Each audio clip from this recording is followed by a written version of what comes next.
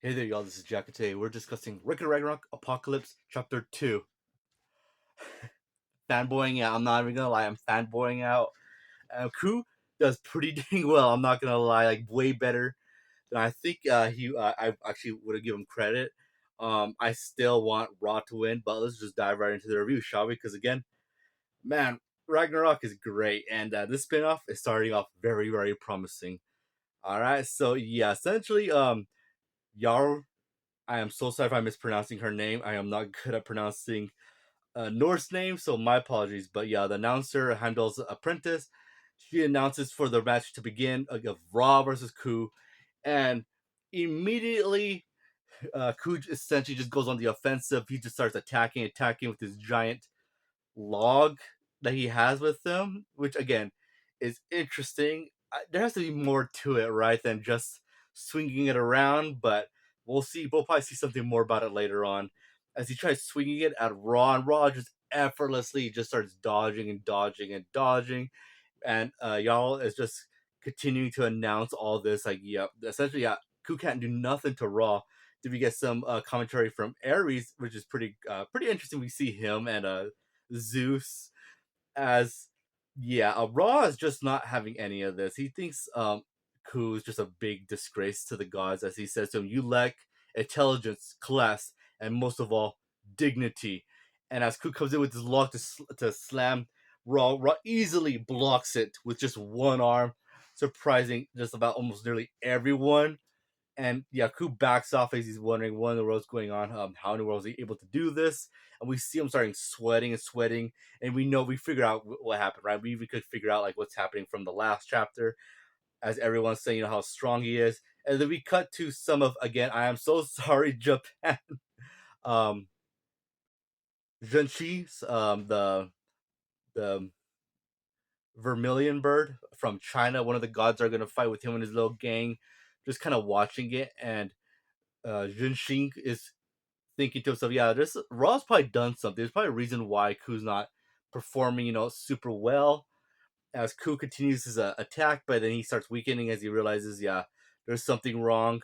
And Jarl announces, yeah, okay, yeah, Ku, he's just falling back, and he's not being able to do much. As Ares like, yeah, I got hit by the attack, and right there, Raw says, at last, has the divine power rubbed off on you? And right there, you get some people in the audience are saying, man, it's really hot here. And then we get some of the goddesses from the Egyptian pantheon coming around and just giving people drinks, which is like, okay, Egypt's got class. And then we have best.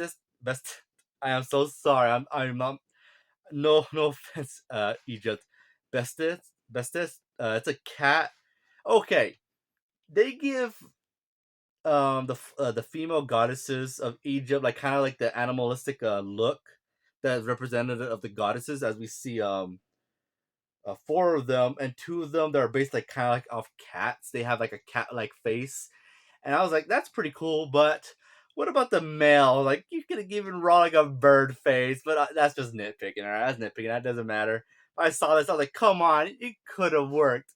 But yeah, she's essentially the top of the goddesses of the like, I want to say fangirls of Raw, which they kind of are for him. And she's essentially saying, yeah, they're providing drinks for them because we're in the stands where they're at is essentially as hot as the sun of Egypt, but it must be so much hotter in the ring. And Yaku is suffering from it as Raw unleashes Burning Star Barrier, complete liberation. And right there, Ku just starts getting fried as he shoves his log into the ground and gets right behind it as he's getting roasted. And Jar is essentially just taking off the arena because she will get annihilated too. And as that's happening, the gods just continue to watch, and they realize, yeah, so everything that Ku was able to do, he was severely weakened, and Raw was able. That's how easily Raw was easily able to just take it and just deflect it and just do counterattacks. And we even get Shiva saying, yeah, when he gets serious, things sure do get hot. That is true, really hot. That says one of his friends. And yeah, it's pretty cool because again, we know Shiva, the guy that's when he gets into a fight, he gets fired up and he literally burns up. So it's pretty cool to see him. we'll see Shiva, you know. And right there, Jar announces that yeah, it looks like this fight is pretty much over. And yeah, even Raw thinks so too, as he says how crass. It was all a waste of time, as it was expected. And we see Sun Wukong is watching. He says, "What? That was pretty disappointing. This didn't even work as a reference for the second round because again, Sun Wukong he's gonna fight in the round before this or in the round after this, and whoever wins between him and his opponent is gonna fight Raw." Well, that's what we think, right? And Sun Wukong wanted to see more, but you know, it is what it is. And yeah, yeah, the goddesses are just happy to see Raw winning. And as Raw's about to leave, Yar's about to announce that he's the winner of this round, but no, right there, Ku just he is not down and out as he gets his log, gets and just throws Robo at Raw. And yeah, again, Raw is taken completely by surprise at this. And yeah, Ku just continues this assault over and over and over as Yar is just continuing to announce this. And yeah, Raw just continues to dodge all these rebels.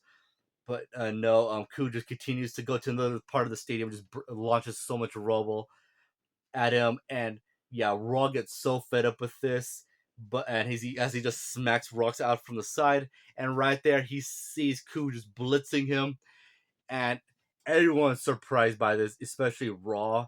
And as Ku is swinging his massive log right at Raw, Ku thinks to himself, he'll tank it, he'll avoid it. No, and Raw just kicks Ku right back as he countered, and everyone's surprised by this as yeah, the people are pretty much essentially figuring out yeah, Raw. It wasn't that Raw wasn't thinking about tanking it or avoiding it. No, he counterattacked because if he tried tanking it, he probably would have got hurt. If he tried avoiding it, he probably would have got hit. So instead, he went for a counterattack and just yeah, essentially just landed a massive kick on Ku. And Raw is furious at this as the gods kind of figured, okay, yeah, Raw really didn't have no choice but to attack or he would have got hurt.